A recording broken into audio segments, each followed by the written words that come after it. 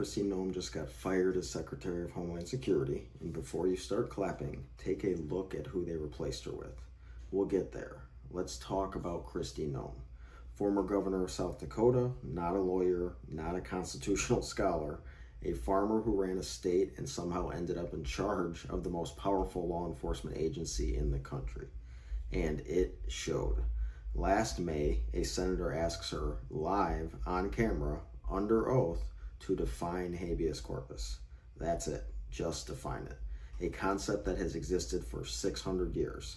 A concept that was in the middle of every single lawsuit her agency was fighting at that exact moment. She said it was a constitutional right that the president has to remove people from this country. That is not habeas corpus. That is the opposite of habeas corpus.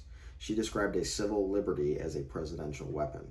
She took a protection that exists specifically to stop the government from disappearing people and redefined it as the government's right to disappear people.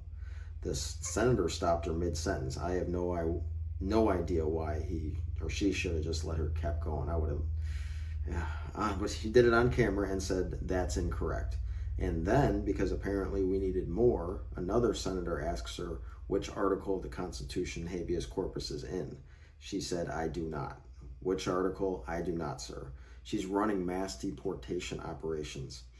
In federal court every week, judges are blocking her specifically because of habeas corpus violations, and she cannot locate it in the document she swore to uphold. She wasn't the Secretary of Homeland Security. She was a costume. But here's what really gets me. She wasn't fired for that. Trump watched his cabinet secretary redefine a 200-year civil liberty on national television and thought, yeah, she's good, keep her. She wasn't fired for slandering Alex Preddy, the ICU nurse who agents shot in the back, who she immediately called a domestic terrorist before a single fact was confirmed while her family watched. She lied about a dead man on television, and Trump didn't blink. She wasn't fired for telling Congress that DHS doesn't detain American citizens, while Democrats literally detains American citizens into the hearing room. A Marine veteran, a protester, people who were never charged, never questions about their citizenship, just grabbed. And she looked at Congress and said, nope, doesn't happen. She wasn't fired for handing a $220 million no-bid contract to a company whose CEO is married to her own deputy. That's just Tuesday in this administration. She got fired for one reason. She went on television and said Trump approved it. That's it. Lie about the Constitution? Fine. Lie about a dead nurse? Fine. Illegally detain Americans? Fine. But you do not put Trump's name on your corruption without his permission.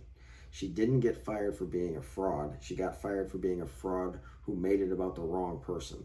Now this replacement. His name is Markwayne Mullin.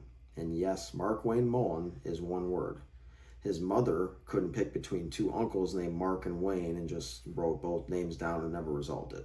That is genuinely how this man came into the world, and it has been a preview of his decision-making ever since. Every headline calls him a former MMA fighter. Let's talk about what that actually means. 3 fights, regional Oklahoma promotion. His opponents were Bobby Kelly and a man named Clinton Bonds, who he fought twice. He fought the same guy twice, went 3-0, and has been calling himself an MMA fighter for 20 years. That's not a fighting career. That's a guy who beat up his neighbor and put it on his resume. Dana White would not return this man's calls. But Mullin didn't leave the tough guy act in the parking lot of the Extreme Fighting League. He brought it to the United States Senate. 2023, Senate hearing, Mullin reads a tweet from the Teamsters president, Sean O'Brien, calling him a clown.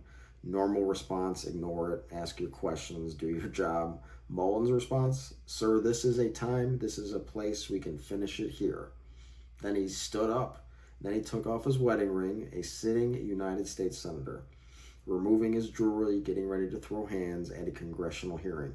Bernie Sanders, who's approximately 400 years old, had to bang a gavel and yell at him to sit down. That's 1. Then he challenged a lawyer to fight him on a mat. That's 2. Then he got into it again 3 times. This man tried to fight people at work 3 separate times on camera.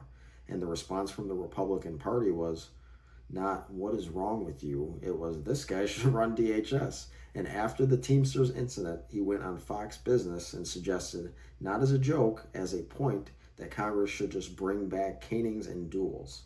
He said, I'm quoting, maybe we should bring some of that back. The last Senate caning was 1856. A pro-slavery congressman beat an abolitionist senator nearly to death with a metal cane. The man couldn't return to work for 3 years. This is Mullin's reference points for good governance. He also posted a video in the Capitol building talking about a reporter who shot a congressman dead on the same grounds in 1890. Said journalists would write less fake news if they remembered that it could be handled that way. He said it was a joke. This is your new Secretary of Homeland Security. So let's be clear about what just happened. They fired a woman who was too dumb to define a constitutional term she was violating in real time and replaced her with a man whose entire identity is built on wanting to physically hurt people who disagree with him. The costume changed, the circus didn't. One clown out, one clown in. This is Lies of the Orange Era. Like and subscribe.